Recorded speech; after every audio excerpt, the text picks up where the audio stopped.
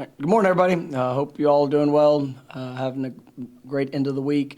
I think this week's really progressed along really well. I've enjoyed the mindset and the approach of the guys the last couple of days. Yesterday was a great progression. In our preparation, I thought our guys' mindset was where it needed to be. Continuing to clean up a lot of the details. Today was a traditional Friday for us, so got some great work continuing to put the game plan together. We've tried to approach this week as if it was game week, and going through a lot of the details of what that's going to look like, especially being year one. Just want guys to have a great confidence in how we prepare.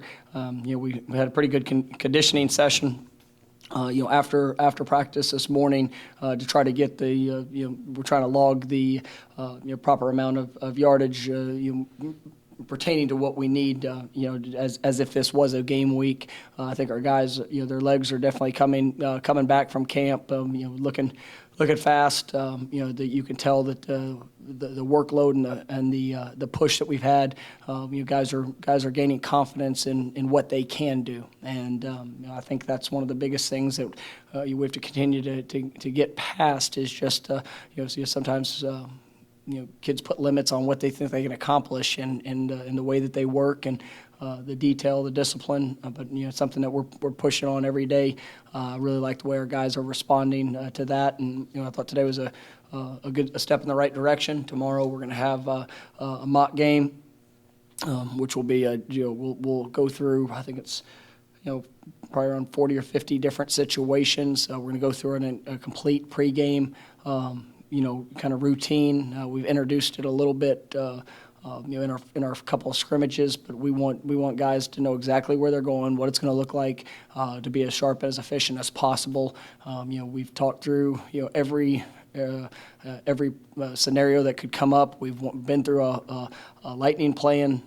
If there's a delay in the game, we're trying to just check off all the boxes of things that we might see, so that we can be prepared to respond in any situation. So it's all a learning experience, and I think our guys are handling it well. First question will be Irish Norvell from Moortown. Hey, Coach, will the mock game, will it also involve doing things against the scout team, or is it just all the procedural type stuff? No, it will. I mean, we're gonna, like I said, we'll have probably about 50 different situations that we're gonna run through. There'll be some series against the scouts, offense, defense. We'll have special teams plays. Different, basically every possible game type situation that could show up. We're gonna hit, and it's something I've done throughout my coaching career. There's some things that we do in this mock game that I've yet to ever experience in a real game, but we want to make sure that we have that situation covered, so our guys have at least some confidence in what the play or what the thought or what our reaction is going to be to, regardless of where we find ourselves in a game. Next will be Seminoles from 247. And Mike, I was wondering if there's any clarity to DJ Matthews' status. Has he returned to the team, and if not, is he expected to return for this season? He has not, and I haven't talked to DJ in a little while, and so I know he's working through that process. Next will be Kurt Weiler from Tallahassee Democrat. Hey, Mike, obviously COVID and all that has caused some rule changes this year. One of them is you only get one kind of team captain for coin tosses and all. Have you figured out who that's going to be? And I guess, what's your process for determining that? Yeah, that's a great question. One of the things that I believe is that we're going to do game captains. Each week, the way the guys work, prepare. Obviously what they're putting into the program, and each and every day, in all situations. And each game we'll have game captains, and then at the end of the year, is when we're going to basically honor the year captains. And it's just something that even as a player, I always thought that our guys know who the leaders are in the team, and the leaders have a tremendous responsibility, to show up each and every day and go out to work at an elite level and make sure their actions are living up to the responsibility that they have. But I've been a part, even when I was as a player, where sometimes you would elect a captain at the beginning of the year, and if something didn't go their way, I mean, maybe their response wasn't what a captain's should be, and so I think being a captain is a tremendous honor. I think it is one of the most important things that you can do. But being a real captain is somebody that can, from start to finish, living to that standard. And we might have guys that are captains every single week, but that might change as well. I mean, I look at this as past season when I was at Memphis. A great example was Antonio Gibson. A young man ended up getting drafted really high, but really he. Probably going into the season, I don't know if anybody would have classified him as a captain, but as he grew and worked, I mean, he earned it every week, and that was something that just is a great example of why I do the game captains, because there might be an emerging leader that comes on throughout this season and earns that position by their response to everything that they see and their continued growth. So I don't do it before the year, but to answer your question, yes, we will have game captains each and every week. Next question will be Pat Burnham from the Osceola. Hey, Coach, you mentioned that obviously things are a little bit different with COVID. In that regard, with the testing being on Friday of each game week, will that change how you distribute reps during the week of practice? Generally it's the first and second teamers that get a lot of the game type situation reps. Will you go deeper with the roster in that? Well, we're going to test 3 times a week, and so it's we've got it set that that's going to be a part of hopefully having a better sense of who's going to be available. But throughout my coaching career, I've always repped that our twos get a lot of reps. I'm not one of the coaches that just say, just leave the ones out there and the twos better prepare and be ready mentally. I mean, that's not real. I want the actual repetition for those guys, the development. And I think that continues to spur the competition. And we want to be able to play fast. We want to be able to to roll guys in the game. And so we're going to prepare them to be game ready. And so I've really, throughout my coaching career, I've always, as has kind of been a part of my philosophy, is you make sure you get guys that have an opportunity to go in and impact the game, that they get reps throughout the week, and that you're continuing to develop the guys. That's something we'll do on Sunday nights after games. Guys that maybe don't play as many snaps as we'd want them to, we're going to get a little extended work period for them. And guys that traditionally would be redshirting, I want them to get a sense of their development and the importance that is for our program. And obviously this year with no redshirt, everybody's getting a year back. That's going to also open up some opportunities for guys as the season goes and as they develop throughout the year. Next we'll go back to Ira from Warchant. You guys were out on the field when it came out, so I don't know if you've even seen it, but the preseason ACC poll came out and Florida State was picked 7. Do you, in general, discuss those types of things with your team? Either as a motivational tactic or not, or is it something you just let them deal with however they want to?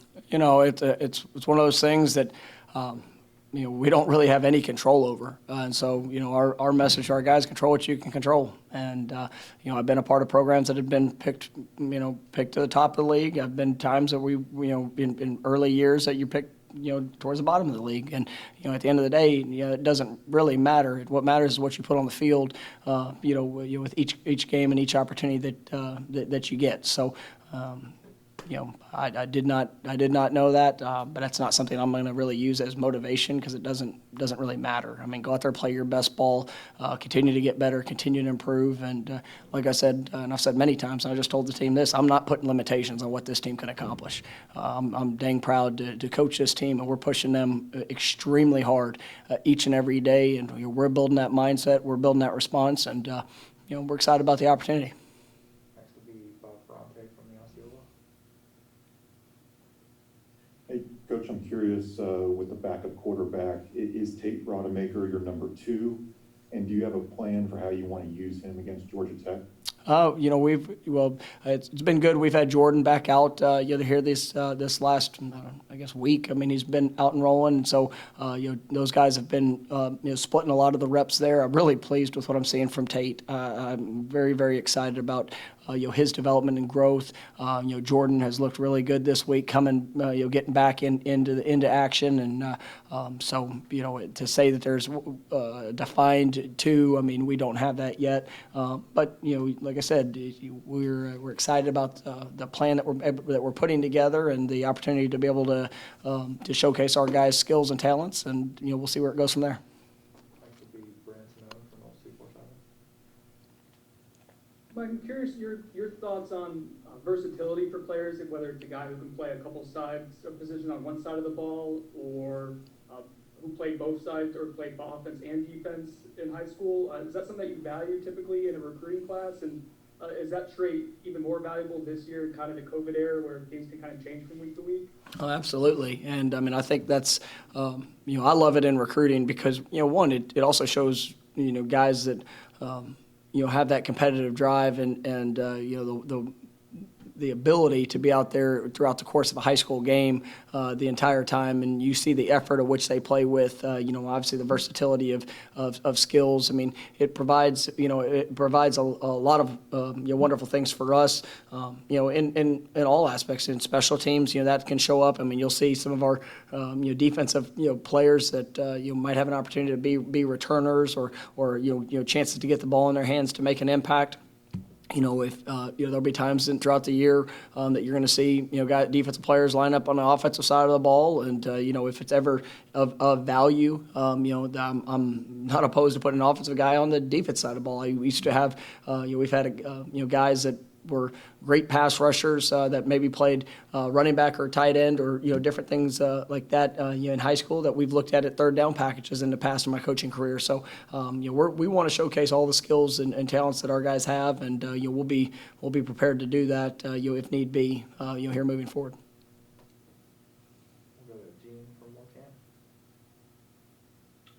Hey, Coach. Sorry if this has been asked recently, but I maybe I missed it. But the place kicking situation in terms of field goals, extra points, kickoffs, how is that shaking out for you right now? It's going well. We've had a really good competition. I like what I'm seeing with our guys and the way their mindset and their approach is. Each and every day. It's that's a competition that you never want.